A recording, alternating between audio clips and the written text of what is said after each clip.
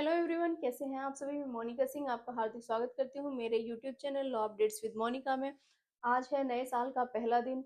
तो आज हम नए साल के पहले दिन ये प्रण लेते हैं कि हम लोग अपनी जो हमारी ये हम जुडिशरी की तैयारी कर रहे हैं या फिर हम क्लैट की तैयारी कर रहे हैं या एलएलबी की तैयारी कर रहे हैं, इसे हम बहुत अच्छे से करने वाले हैं। और इस पूरे साल में जो भी हमारे गवर्नमेंट एग्जाम आएंगे उन सबको हम क्रैक करने वाले हैं।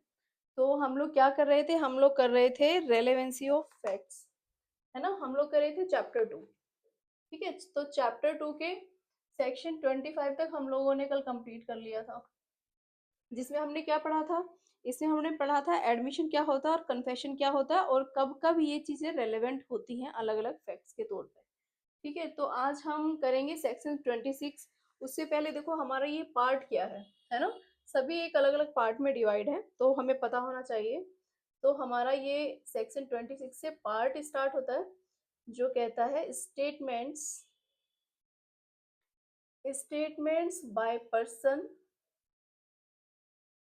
ऐसे व्यक्तियों द्वारा statement who can not be called as witness, है ना।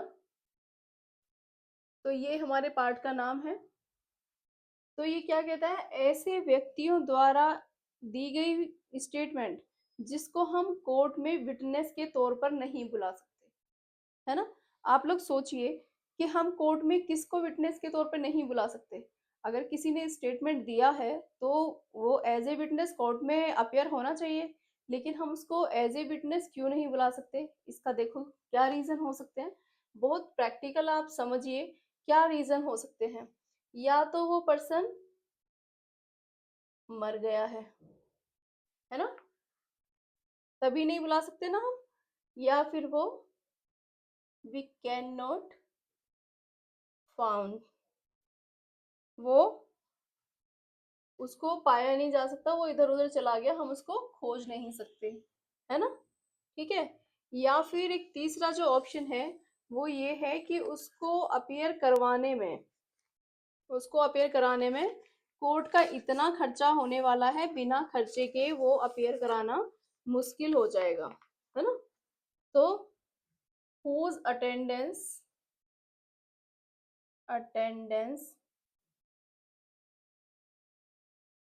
can't be procured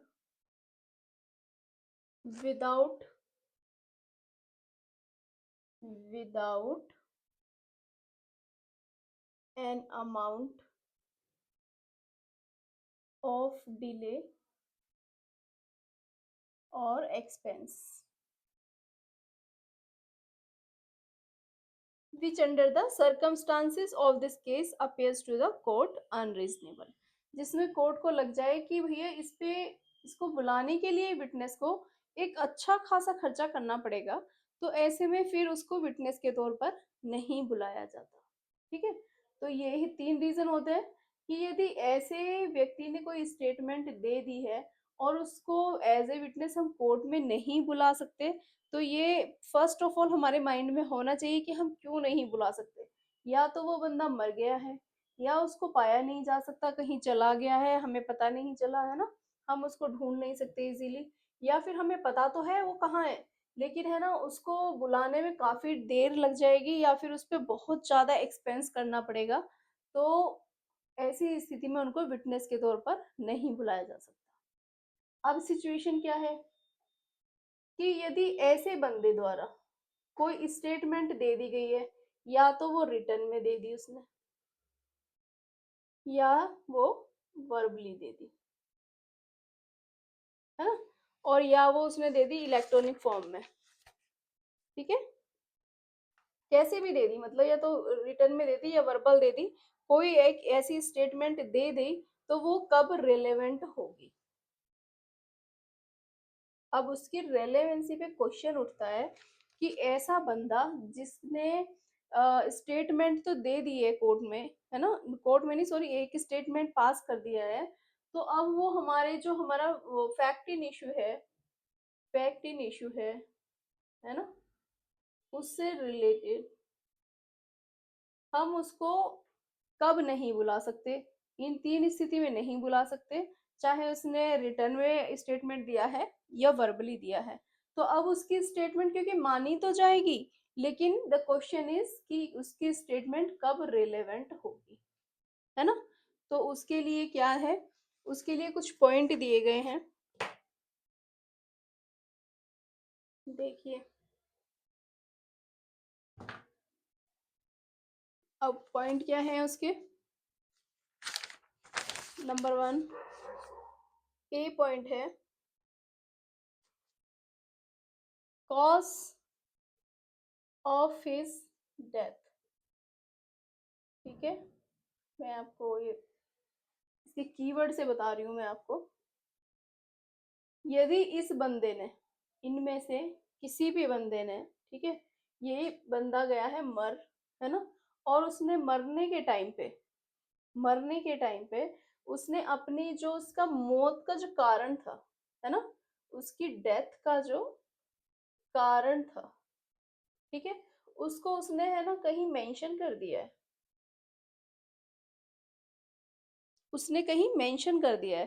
तो उसने जो ये स्टेटमेंट लिख दी, भले उसने रिटर्न में लिख दी, है ना, या फिर उसने वर्बली किसी को बता दी या ओरल किसी को बता दिया, तो उसकी जो स्टेटमेंट है वो रेलेवेंट होगी। ऐसा नहीं वो रेलेवेंट नहीं होगी, वो रेलेवेंट होगी।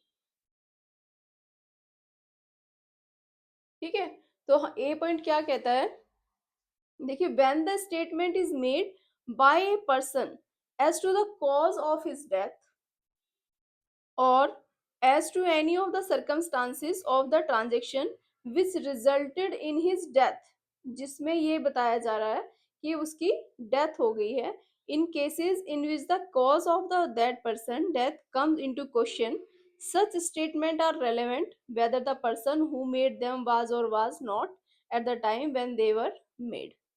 अंडरस्टूड। तो उसकी जो ये स्टेटमेंट है ये रिलेटेड होगी। ठीक, अब बी पॉइंट क्या बोलता है इसका, यदि किसी व्यक्ति ने when the statement was made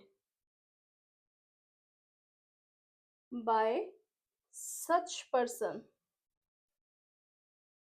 such person in the ordinary ordinary course of business.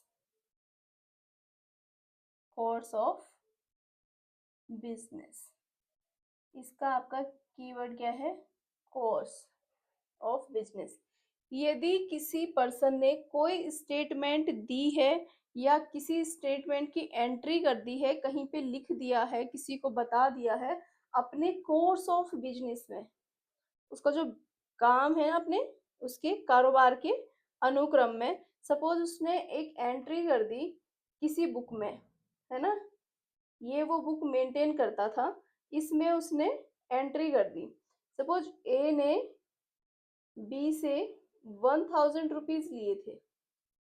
ठीक है, अब बी ने वो इस बुक में लिख दिए कि ए ने 1000 रुपीज उधार लिए हैं। ठीक है, ये वो डायरी मेंटेन करता था, that is course of business, है ना। तो इसका जो ये रिटर्न है ना, रिटर्न स्टेटमेंट है, अब ये कितना भी मना करता रहे कि मैंने तो नहीं लिए भाई, है ना, क्योंकि अब ये तो मना कर सकता है ना, क्योंकि वो पर्सन तो अभी प्रेजेंट नहीं है ना। तो इस पर्सन ने जो ये रिटर्न किया हुआ है यहाँ पर इस डायरी में, तो ये डायरी में लिखा हुआ स्टेटमेंट रेलेवेंट होगा, इसी स्टेटमेंट को वो मान लेगा, क्योंकि ये स्टेटमेंट तब लिखी गई थी जब ये क्वेश्चन था ही नहीं, ये क्वेश्चन अराइज ही नहीं हुआ था। उसका तो काम था ना वो उस डायरी को मेंटेन करना कि कौन क्या ले रहा है, किससे ले रहा है, कितना पैसा ले रहा है। तो उस टाइम पे इसने ये लिखा था, ये क्वेश्चन अराइज भी नहीं हुआ था। अब जबकि ये क्वेश्चन अराइज हुआ है वेदर ए टुक मनी और नॉट, तो ये जो इसने रिटर्न में स्टेटमेंट है ये रेलेवेंट होगी। समझे, when the statement was made by such person in the ordinary course of business is relevant. ठीक है, चाहे वो पर्सन फिर वहां पर है, नहीं है, जिंदा है, मर गया, कुछ भी हो। ठीक है,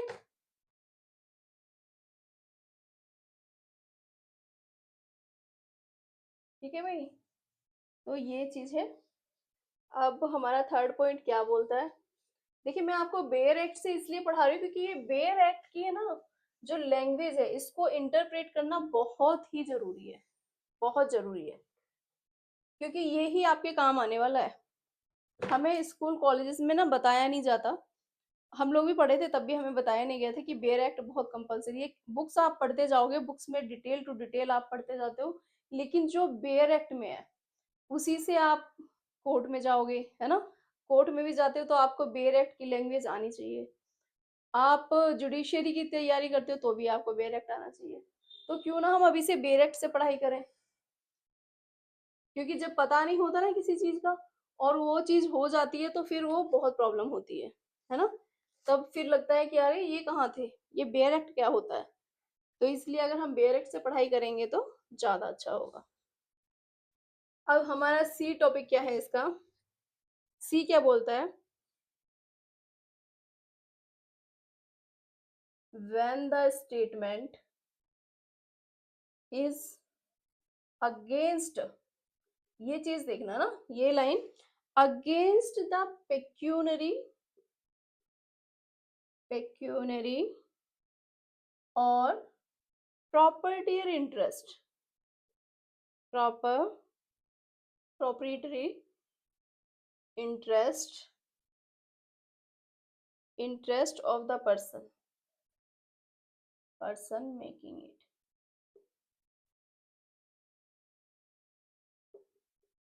है ना।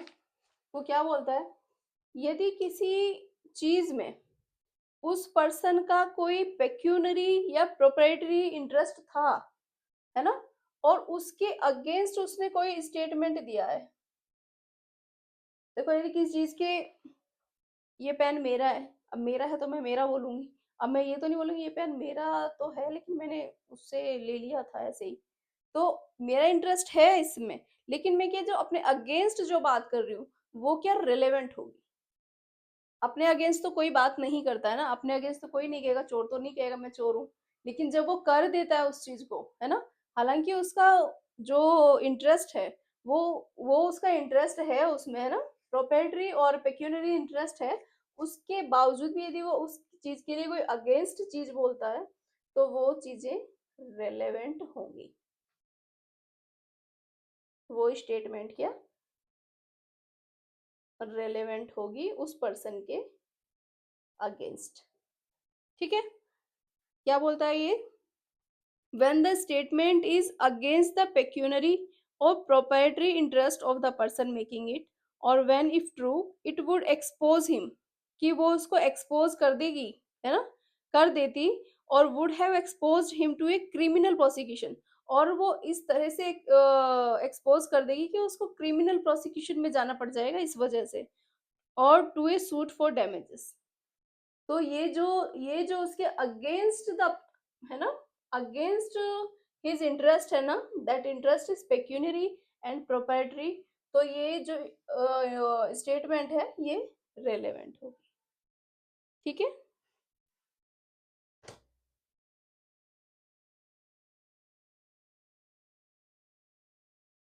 ठीक है जी। और हमारा नेक्स्ट क्या बोलता है ये? डी क्या बोलता है? डी बोलता है,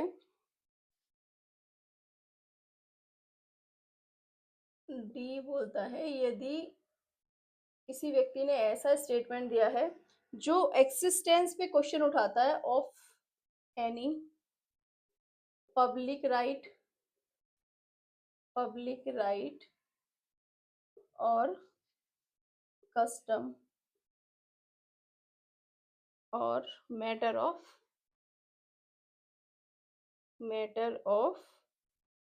पब्लिक एंड जनरल इंटरेस्ट।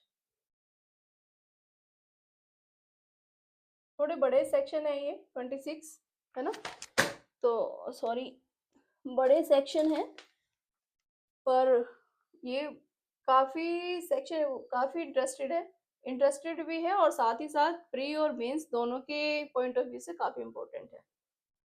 ठीक है, अब ये क्या है कि when the statement gives the opinion of any such person, existence of any public right or custom or matter of public and general interest, कोई भी ऐसा मैटर है कि वो पब्लिक और जनरल इंटरेस्ट का है, उसके एक्सिस्टेंस के बारे में बात की जा रही है। एक्सिस्टेंस पे क्वेश्चन है कि वह क्या वो चीज एक्सिस्ट करती है या नहीं करती। अब कैसे पता चलेगा? सपोज ये एक रोड है ना, ये एक रोड जा रही है किसी विलेज में, ये एक रोड है किसी विलेज में, और ये रोड इस गांव से होकर निकलती है।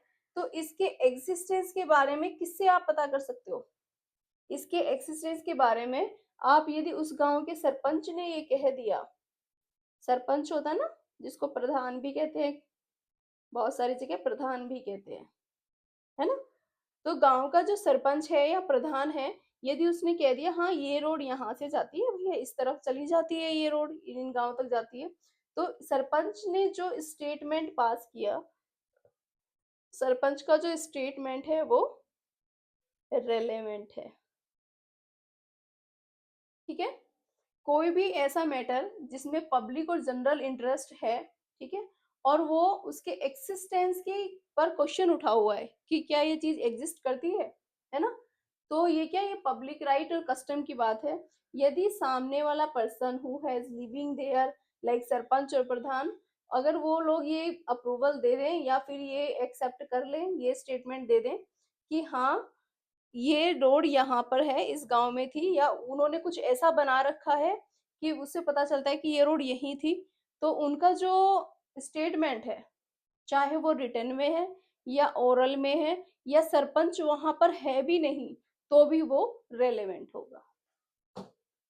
ठीक है, अब उसके लिए सरपंच का वहां होना ना होना जरूरी नहीं है, क्योंकि सरपंच ने ऑलरेडी, जब गांव में ये रोड वगैरह निकलती है तो सरपंच के पास पूरा एक मैप रहता है ना, पूरा डेटा रहता है।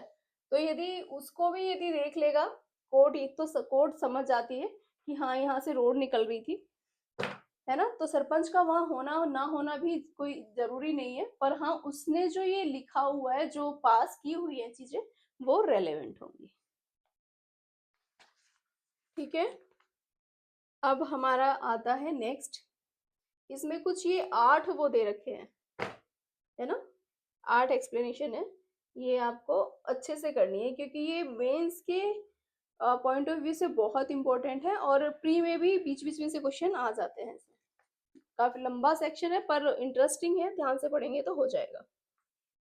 अब देखिए, यदि कोई स्टेटमेंट है, statement relates to the existence of any relation, है ना, किसी रिलेशन के बारे में, कोई रिलेशनशिप बाय, अब रिलेशनशिप कैसी होती है, बाय ब्लड भी होती है ना, खून के रिश्ते बोलते हैं जिसके, मैरिज हो जाती है तो मैरिज से भी रिलेशन बन जाते हैं, बाय मैरिज हो सकते हैं, या एनी रिलेशन, या फिर अडॉप्शन से भी रिलेशन हो जाते हैं, है ना, हम किसी को अडॉप्ट कर लेते हैं तो वो भी हमारे रिलेटिव हो जाता है, बिटवीन पर्सन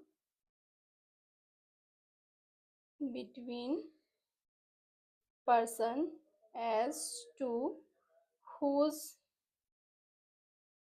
ठीक है, कोई भी ऐसा पर्सन, ठीक है, कोई भी ऐसे पर्सन ने स्टेटमेंट पास की है, ठीक, जो उसके रिलेशन के एक्सिस्टेंस को बताती है, चाहे वो उसका ब्लड रिलेशन हो, मैरिज से हो, अडॉप्शन से हो, किसी भी तरह का रिलेशन हो, उसके एक्सिस्टेंस के बारे में बताती है, तो अब कैसे पता चलेगा, तो वो कब रेलेवेंट होगा, क्वेश्चन ये है कि वो कब रेलेवेंट होगा। ठीक है, जब ये पर्सन इन 3 कंडीशन में आते हैं। ठीक है, तो अब क्या है, मान लो ए है फादर, ठीक है, बी है सन, ठीक। तो अब ए सी को बोलता है कि ये बी है ना, ये बी मेरा बेटा है ना। सी को या तो उसने किसी कोर्स ऑफ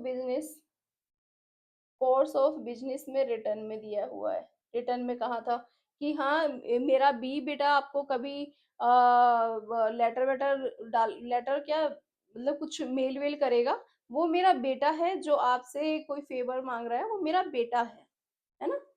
तो ए ने बोला कि ये मेरा बेटा है, सी के पास रिटर्न है कि वो उसका बेटा है, या उसने वर्बली फोन पे बोल दिया कि वो मेरा बेटा है, आपको कॉल वॉल करेगा तो आप देख लेना, उसको कुछ फेवर चाहिए तो आप उसकी हेल्प कर देना।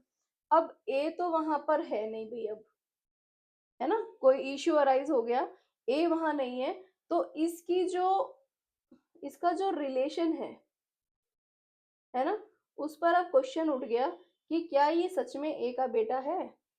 तो अब इसमें के जो सी का जो ये स्टेटमेंट रहेगा, सी का जो स्टेटमेंट रहेगा, सी बोलेगा हाँ ए ने मुझे बोला था, ए ने मुझे कॉल किया था कि ये इसका बेटा है ना।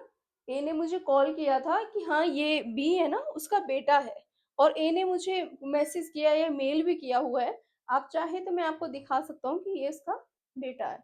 तो इसको क्या, इसका जो स्टेटमेंट होगा वो रेलेवेंट होगा। अगर बी ए ऐसे किसी सिचुएशन में फेल करता है कि या तो ए मर गया है या मिल नहीं सकता, या फिर ए को बुलाया नहीं जा सकता एज ए विटनेस, तो क्या हम सी के स्टेटमेंट को रेलेवेंट मानेंगे, ठीक है। तो ये क्या बोलता है, हम इसकी लैंग्वेज से देख लेते हैं। When the statement relates to the existence of any relationship by blood, marriage, or adoption between persons, as to whose relationship by blood, marriage, or adoption the person making the statement had special means of knowledge, and when the statement was made before the question in dispute was arised, कि जब ये question उठा ही नहीं था, पता भी नहीं था ये ऐसा कोई क्वेश्चन अराइज हो जाएगा, उससे पहले ही ये चीजें मेंशन हुई थी, तो वो रिलेवेंट होगा। As simple as that, simple है ना। अगर किसी तीसरे पर्सन को पता है, इसकी नॉलेज है, उसको पता है कि हाँ ये इसका बेटा है, तो वो बोलेगा ना कि हाँ ये इसी का बेटा है ना। अब देखो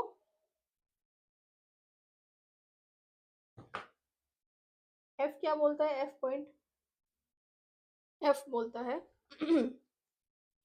यदि वही मैंने बताया जो ऐसा स्टेटमेंट पास करने वाला पर्सन, यदि उसकी डेथ हो गई है ना, उसकी डेथ हो गई है, तो उसका जो ब्लड रिलेशन है उसको कैसे प्रूव किया जाएगा, उसके जो ब्लड रिलेशन है उसको कैसे प्रूव किया जाएगा। तो इसमें बुक में भी आपके बहुत सारे एग्जाम्पल है, मैं आपको एक एग्जाम्पल से समझा देती हूँ। सपोज ए ने एक विल बनाई है ना, या फिर ए ने अपने बी इसका फ्रेंड है, उसको बताया था कि ये जो सी है ना, कि मुझे बेटा हुआ है, सी है ना, मुझे बेटा हुआ है और इस डेट को हुआ है। मान लो आज क्या है, आज है 1 जनवरी 2025, 1 जनवरी 2025 को मुझे बेटा हुआ है। तो इस सी को पता चल गया इसको बेटा हुआ है, उसने चाहे फोन पे बताया है और मेल से बताया है, लेटर से बताया है, कैसे कोई भी फॉर्म हो सकता है कि उसने कैसे बताया है। तो अब जो सी का जो एक्सिस्टेंस है, उसका जो रिलेशन है ए से, तो वो कैसे प्रूव होगा। तो ए की तो डेथ हो गई, अब डेथ हो गई तो क्या, अब बी बोलेगा कि हाँ भाई मुझे ए का मेल आया था, फोन आया था, मेरे पास मैसेज है कि उसको इस डेट को बेटा हुआ है। तो ये जो ये डेट है ना, ये एग्जिस्ट करती है, ये डेट ये बताती है कि हाँ ये सी ने ऐसा कोई मैसेज इसको डिलीवर किया था। तो इसका बी का जो स्टेटमेंट रहेगा ना, वो रेलेवेंट रहेगा, ठीक है। बी जो ये कह देगा, ये बी का कोई भी मैसेज रिटर्न में फॉर्म किसी भी फॉर्म में है, या फिर कितनी बार ऐसा होता है ना, आपने देखा होगा जब पहले लोग क्या करते थे, जब बच्चा जन्म लेता था उनको इतना पता नहीं होता था, तो वो क्या करते थे, किसी एल्बम के पीछे, जैसे मैंने देखा हुआ है, एल्बम के पीछे लिख लेते थे कि हाँ हाँ ये बच्चा इस डेट को हुआ है, ये तारीख है, ये तिथि है और ये टाइम है। अब मान लो 20 साल बाद एक क्वेश्चन अराइज होता है कि हाँ क्या ये इसका बेटा है, तो वो जो वो लिखा हुआ है ना, उस टाइम तो ये क्वेश्चन अराइज नहीं हुआ था, लेकिन जब क्वेश्चन अराइज हो गया है तो वो वहां वो देखता है, एक वो होता है ना, एक पेडिग्री होती है ना, कि फैमिली पेडिग्री होती है, तो उसमें वो देख लेता है कि यार ये तो इसने लिख रखा है कि हाँ मेरा बेटा हुआ है, इस डेट को हुआ है, तो वो क्या, वो रेलेवेंट माना जाएगा। ठीक है।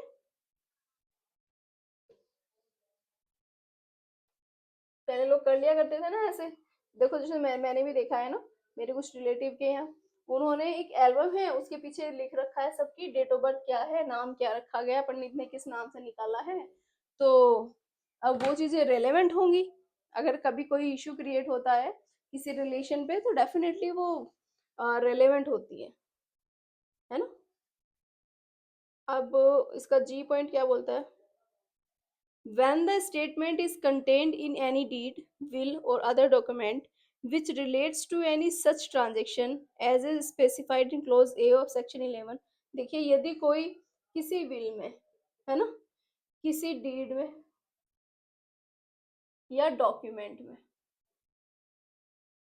कोई स्टेटमेंट पास की गई है, कोई स्टेटमेंट लिखी गई है, तो वो तो रेलेवेंट होगी ही होगी, no doubt, that is relevant, वो स्टेटमेंट रेलेवेंट होगी ही होगी, क्योंकि वो एक डॉक्यूमेंट बन जाता है ना। और डॉक्यूमेंट की जो स्टेटमेंट होती है उसको तो आप वो नहीं कर सकते ना। अब ए बोल दे, मान लो कोई फादर बोल दे कि मैंने मेरे बेटे के नाम सारी प्रॉपर्टी कर दी, उसने ऐसी कोई बिल बना दी, तो और कोई थर्ड पर्सन उसको चैलेंज कर रहा है कि नहीं तुम्हारे पापा ने तो कोई बिल नहीं बनाई, ये प्रॉपर्टी तो मेरी है, तो डेफिनेटली वो दिखाएगा ना भाई मेरे पापा की प्रॉपर्टी थी, मेरे पापा ने बिल बना के मुझे दे दी, है ना, उसको तो आप चैलेंज नहीं कर सकते, ये चीज है। अब ये एच पॉइंट क्या बोलता है इसका, when the statement was made by a number of persons and expressed feeling or impression on their part relevant to the matter in question। अब क्या बोलता है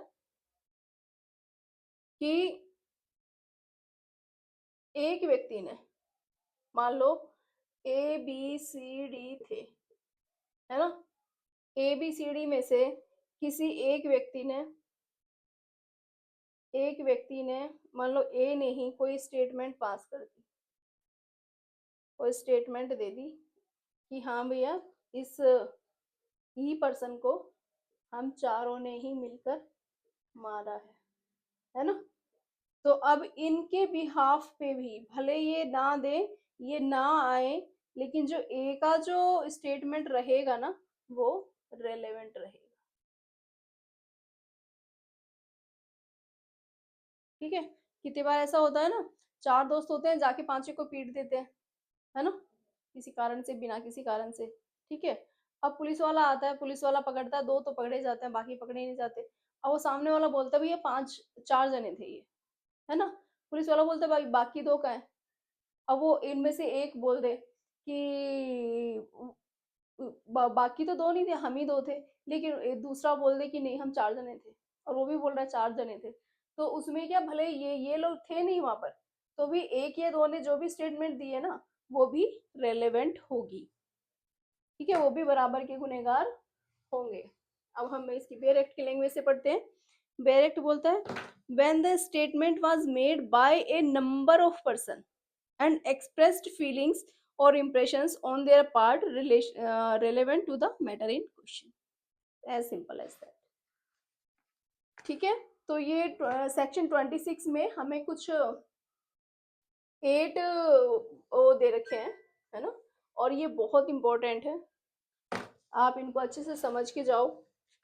सिंपल सी बात है कि एक पर्सन जो मर गया है या जिसको पाया नहीं जा सकता या जिसको कोर्ट बुला नहीं सकती क्योंकि उसको बुलाने में तब तक बहुत देरी हो जाएगी या फिर उसको बुलाने में काफ़ी एक्सपेंस लगेगा, तो उसको विटनेस के तौर पर आप कब ले सकते हो, है ना, तो आप यदि इसको माइंड में रखते हुए इन चीज़ों को पढ़ोगे ना, इनको आप पढ़ोगे फिर से, तो आपको बहुत अच्छे से समझ आ जाएगा और बहुत क्लियरली। ठीक है, अब हमारा सेक्शन स्टार्ट होता है 27। ठीक, तो हमारा सेक्शन 27 क्या बोलता है? 27 भी सिमिलर ही है, सिर्फ आपको समझने की जरूरत है। ठीक है, अगर आपको 26 समझ आ गया तो 27 समझ आ ही जाएगा। देखिए, ये बोलता है रेलेवेंसी ऑफ सर्टेन एविडेंस, है ना, रेलेवेंसी ऑफ सर्टेन एविडेंस। वहां पर क्या था? स्टेटमेंट, है ना, एविडेंस फॉर प्रूविंग, किसमें प्रूव करना है? In subsequent proceeding.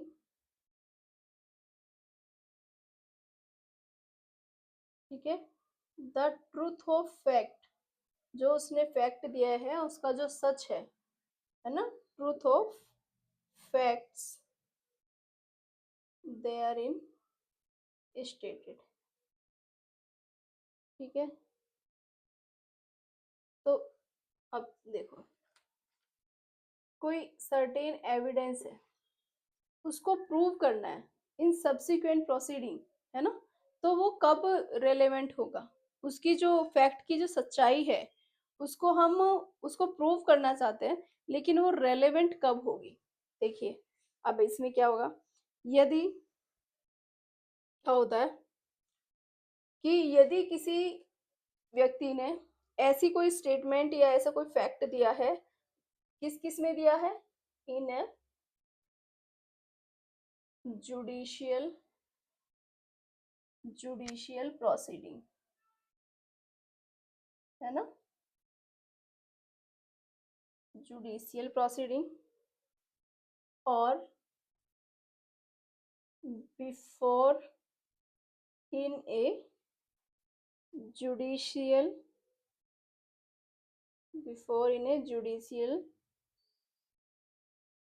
सॉरी,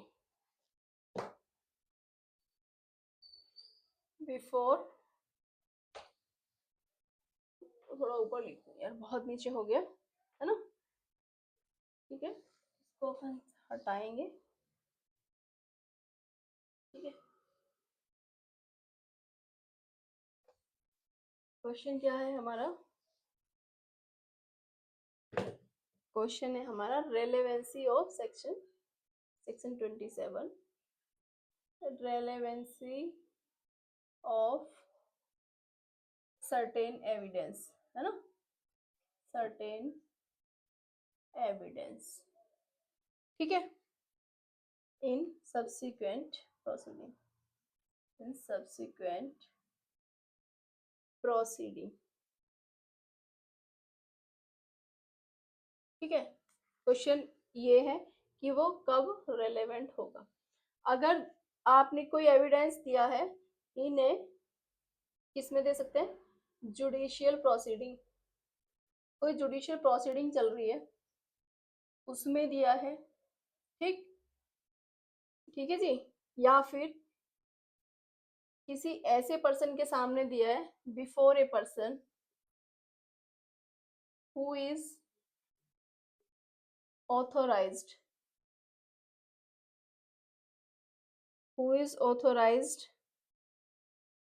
है ना, by law to take it, जिसको लॉ ने ऑथोराइज किया है। अब लॉ किसको ऑथोराइज करती है एविडेंस लेने के लिए? देखो, आपको बताया था ना, कोर्ट होती है ना हमारी, तो उसमें कौन कौन ऑथोराइज रहता है? जजेस ऑथोराइज रहते हैं, मजिस्ट्रेट ऑथोराइज रहते हैं, ये ऑथोराइज पर्सन होते हैं ना एविडेंस लेने के लिए। तो इनको, या तो आपने किसी जुडिशियल प्रोसीडिंग चल रही थी उसमें कोई एविडेंस दे दिया ऐसे पर्सन ने, या फिर किसी ऑथोराइज्ड पर्सन के सामने दे दिया, है ना, किसके लिए? इन ए सब्सिक्वेंट, इन ए सब्सिक्वेंट जुडिशियल प्रोसीडिंग, या तो जो चल रही है उसमें, या फिर लेटर स्टेज, बाद में कोई प्रोसीडिंग चलेगी उसके लिए यदि कोई एविडेंस दिया है तो वो, ठीक है, उसका जो फैक्ट है वो कब रिलेवेंट होगा, यदि वो ऐसा ऐसा पर्सन है।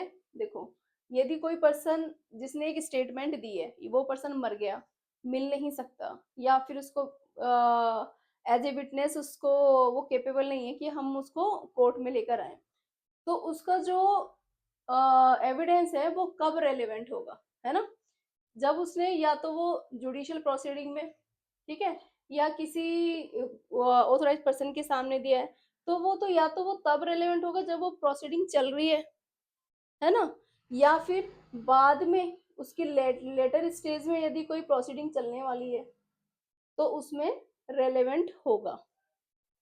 ठीक है, मान लो कोई एविडेंस कोर्ट में प्रूव करते हैं, या तो वो एविडेंस जो अभी जो प्रोसीडिंग चल रही है उसमें काम आ जाएगा, या उसके बाद में जो चलने वाली है उसमें काम आ जाएगा। अब उसमें भी भाई कुछ, ठीक है, ये चीज समझ आ गई।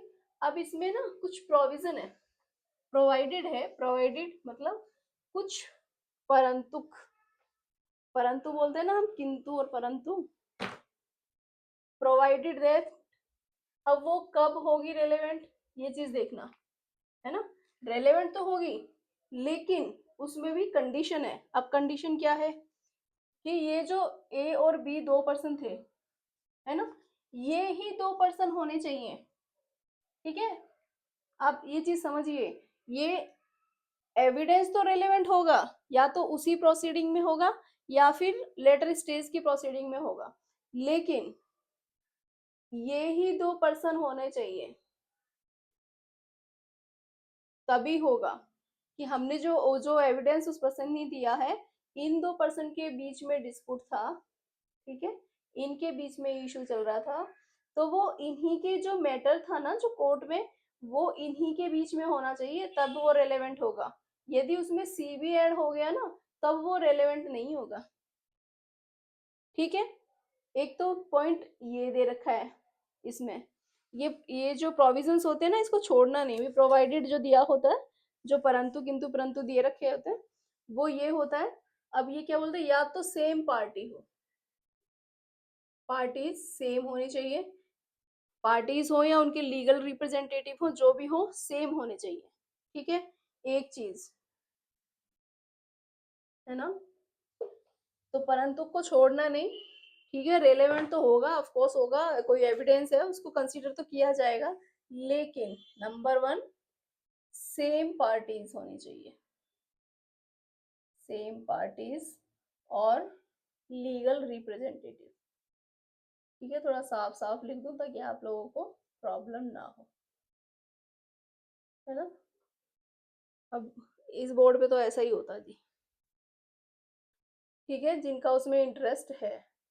और सेकंड क्या होता है कि वो जो पहली प्रोसीडिंग चल रही थी ना, है ना, जो प्रोसीडिंग चल रही थी इन सेम प्रोसीडिंग, मतलब जो प्रथम कार्रवाई थी उसमें सेम प्रोसीडिंग में, पहली में बोल सकते हो, फर्स्ट उस पे, है ना, क्रॉस एग्जामिनेशन के टाइम पे रेलेवेंट होगा, कि जब पार्टीज क्रॉस एग्जामिनेशन कर रही होंगी ना एक दूसरे को, वो तब रेलेवेंट होगा, क्योंकि वो उस टाइम पे एक दूसरे को राइट्स देते हैं, है ना, ओकेजन देते हैं, राइट्स देते हैं, तब उस टाइम पे ये रेलेवेंट होगा, है ना। अच्छा, थर्ड क्या है कि भले ये सब्सटेंसली हो, सब्सटेंशियली मतलब पूरी तरह से रेलेवेंट नहीं है, लेकिन थोड़ा तो है, substantially the same in the first, in the first and the second proceeding. ये जो फैक्ट इन इशू है ना, जो मैटर ऑफ डिस्प्यूट है ना, जो मैटर ऑफ डिस्प्यूट है उसमें ये पूरा तरह से नहीं, है ना, भले वो पूरी तरह से नहीं, थोड़ा बहुत तो उससे रिलेटेड होना चाहिए, जिसके जिसके लिए उसने एविडेंस दिया है ना। अब सपोज उसने एविडेंस तो दिया था ए और बी, है ना, इनसे रिलेटेड ए ने बी के घर में चोरी की थी, इससे रिलेटेड उसने एविडेंस दिया था कि मैंने देखा था इसको चोरी करते हुए देखा था मैंने, है ना। तो इसके रिलेटेड उसने एविडेंस दिया। अब वो बाद में क्या मैटर आ जाता है कि ए ने चोरी कर रहा था, बी ने उसको रोका वोका, तो ए ने उसको मार भी दिया, डेथ कॉज कर दी। ठीक है। अब इसने जो एविडेंस दिया वो दिया थेफ्ट का। ठीक है। हालांकि इस मैटर में वो पूरी तरह से नहीं, लेकिन हाँ एक सब्सटेंशियली तो काम आ रहा है ना, सब्सटेंशियली इश्यू वही है ना। ये जो उसने डेथ कॉज की वो बाद में की, लेकिन सब्सटेंशियली वो एक जो इशू था उससे रिलेट करता है उसका एविडेंस। तो ये तीसरा पॉइंट है कहने का। वो तीसरा पॉइंट क्या कहता है, चलो मैं पूरा प्रोवाइडेड ही पढ़ देती हूँ। Provided that the proceeding was between the same parties और their representative in interest, that the adverse party in the first proceeding had the right, जो पहली जो वो एडवर्स जो पार्टी थी उसकी जो फर्स्ट प्रोसीडिंग में जो राइट और अपॉर्चुनिटी थी to cross examination, and the questions in issue were substantially the same in the first as in the second proceeding। ठीक है। तो ये इसको भी बहुत ध्यान से पढ़ना। तो ये हो गया हमारे 26 और 27, काफी लंबा हो गया ये, काफी लंबा सेक्शन था 26, तो हमारा ये लेक्चर भी लंबा हो गया, तो हम हमारा ये यहीं खत्म करते हैं। ठीक है। आप इसको ध्यान से पढ़िए, कोई भी क्वेश्चन हो कोई भी इंक्वायरी हो तो मुझे पूछिए, कोई प्रॉब्लम नहीं है मुझे एक चीज को 10 बार बताने में। और जैसे मैं हमेशा ही बोलती हूँ कि यदि कोई मुझसे भी मिस्टेक हो गई हो ना, कभी कभी फ्लो में हो जाती है, तो आप मुझे वो भी कमेंट बॉक्स पे लिख सकते हैं, बोल सकते हैं, ताकि मैं आपको आगे के लिए आप उसमें सुधार करके आपको रीअपलोड कोई वीडियो दे दूँ, या फिर मैं आपको उसको क्लियर कर दूँ। ठीक है। तो thank you so much for watching me and share my channel if you want more videos.